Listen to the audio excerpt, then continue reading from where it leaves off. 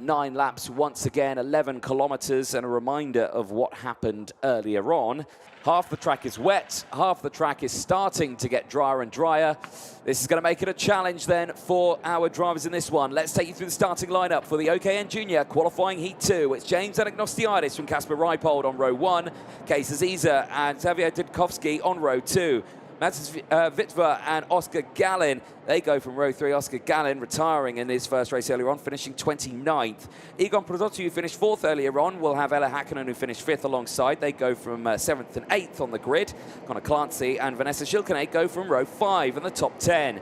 Max Murray and Enna Pizzuto go from row 6, from Isaac Say and Sara Matsui. And it's Veer Pavasnaya and Amelia Veshemithka on row 8. Sanjana Dandu and Katrina E on row 9 from Leonidas Peruzzi and Alex Nocom. Then it's Vera Jurland and Angelina Simmons on row 11. Victoria Fafas and Nilis Malik on row 12 from Sanjana Dandu and Zachariah Dole on row 13. Christian Ebras and Flavio Carrier on row 14. William Marshall and Jan Miseku, who's not out there, unfortunately, the driver from Poland, who would have been started in 30th with an injury, not out on track, so hope he is okay. The back of the grid will have Toby Gale, who gained so many positions earlier on. As a look at the rain radar once again, right on the edge of a huge rainstorm according to that radar, but I think that was the rain that was over us this morning. And now, well, again, the blue sky continues to shine here. It wasn't a fluke here, ladies and gentlemen. The sun is beaming down on us here at Cremona. Which is certainly making for interesting conditions. It certainly might call into favour of the senior race later on. They might need to start thinking about slick tyres here because the track is very, very, very quickly drying out. Well, here we go then in the OKN Junior qualifying Heat 2. It's James Anagnostiadis and Kasper Reipold on the front row. First and second in qualifying Heat 1. What will it be in qualifying Heat 2? Lights go green and Anagnostiadis to the inside. Dives to the lead, but keep an eye on Kees Aziza. Once again taking the lead in the opening stages round the outside. He holds on to it. There's carnage in the background. There's several carts off. And that looks to me like that is the number 22. Unfortunately, it's Vera Jurland. Again, after retirement earlier on, she is furious with that. At the exit of turn 2, she is out of this race. There's another driver off there. I didn't quite see the number as they make their way round. But again, that is not the results you want to see. I think that was Sanjana Dandu, unfortunately, out as well in that one in the 37. But the race continues. We are nearing the end of lap number 1, and look at this. Kees Aziza driving away. James Anagnostiadis, he's down to 3rd place now. He's battling away a big send down the inside, but now he's going to lose out to Kasper Reipold, and now he's going to lose out again to Mats Witwer, who sends it back down the inside, just trying to get his cart down the inside. Oh, there's another retirement there further down the order. I'm not sure who that is. Possibly could be Axel Nocom, actually, because he's tumbling down the order. So again, retirements in these early stages for so many drivers. Big, big shame to see. But a real shake-up here at the front. Big send. Look at the rotation there of the chassis. He absolutely fully sent it in. And that's vital. That is. Oh, no, and round. Round contact. Round goes James Anagnostiadis. Contact with Matthias Witwer. And Anagnostiadis, well, he's out of this one. He is out of qualifying Heat 2. He won the first one earlier on, and now he's going to try and get it restarted. You've got one attempt at this one. Give it a good push, and I don't think it's going to happen. Out of turn number 6, that is. He's going to try and keep it started. I can see it out the commentary box. Keep an eye on the racing on the live stream there. No, he's not got it. He's not got it. That's a huge disaster. A disaster for the Australian, who was looking on fine form at the start of today. Here's a replay. What happened there? Watch this. Look, he tucks it in. It grips. The cart grips. The track is drying out there. He tried to do what he did earlier on, and it didn't happen. And the big lunge there. Oh, well, that's clear as day there, unfortunately. A rare mistake from Mats Witwer, who spins round straight into the back of him. Big, big shame there. Right, well, it's Kees Aziza who leads the way from Kasper Reipold. This is the battle on your screen here. Now, these drivers are really going to have to start to think here. The track is drying, and they're on these wet tyres. They would shred themselves to pieces if they stay on that dry line. They've really got to think here. If it rains again today, they will have to use these wet tyres later on. They need to be so careful what they do right now. Big lunge down the inside again for Reipold. Not close enough for the change. Caesar holds on to it again. Big look down the inside. This time, Caesar might have to drive out of the corner. Yes, he does. He's got a long side. Wheel to wheel around the outside here. Reipold's going to try and hold it, but Caesar slams the door closed, denied the pole to go back down the outside, as now they go down towards turn number 1 again. Oh, just slamming the door closed from Caesar, tucking that inside line. You can see the grip levels. They're slowly increasing lap by lap here. These drivers really do need to be careful at this stage of the race weekend. Again, back down the inside. Reipold not close enough again for the move. Pedrotti, in the meanwhile, is closing in, as again they are going wheel to wheel. Caesar really putting in such a defensive performance in here. Down in towards turn 8 again.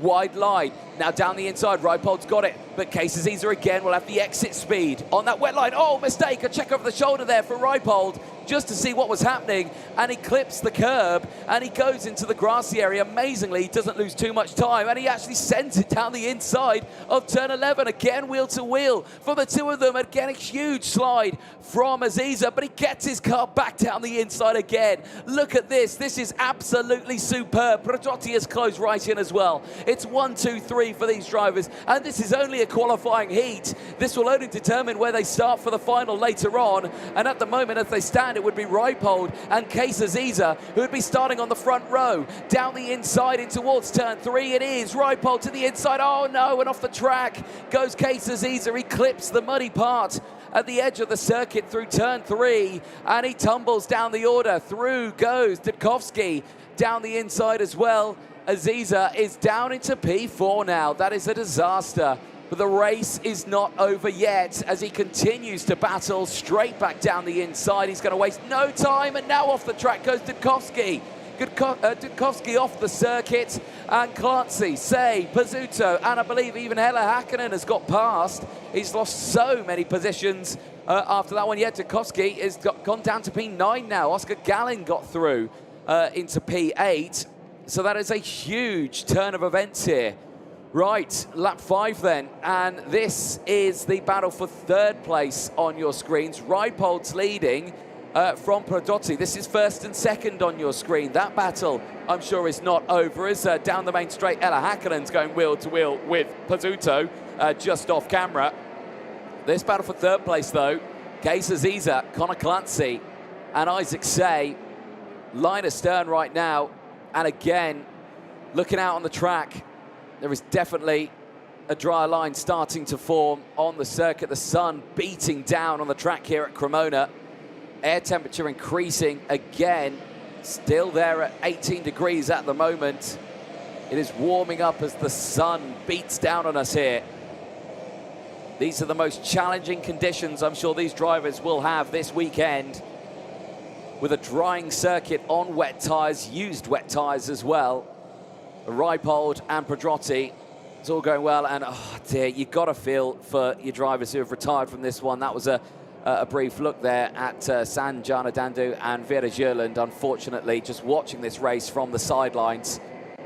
There, Egon Pedrotti in second place. Well, what a drive he's had this weekend so far. Currently second after starting 5th, as well, Nilis Malik sees a warning flag as well. That's not going to go down too well with him, I'm sure. Currently running in the mid-pack section there. But yeah, for Egon Pedrotti, what a weekend. Up 5 places in this one. Started P7, he finished P4 earlier on as round goes there. What happened there? That's the 44, that's Caesar battling with Connor Clancy through turn 6. That's a huge moment, and furious is Caesar, his hand up in the air, saying, what on earth was that? I was looking at my timing screen, I turned back, I see a cart up in the air.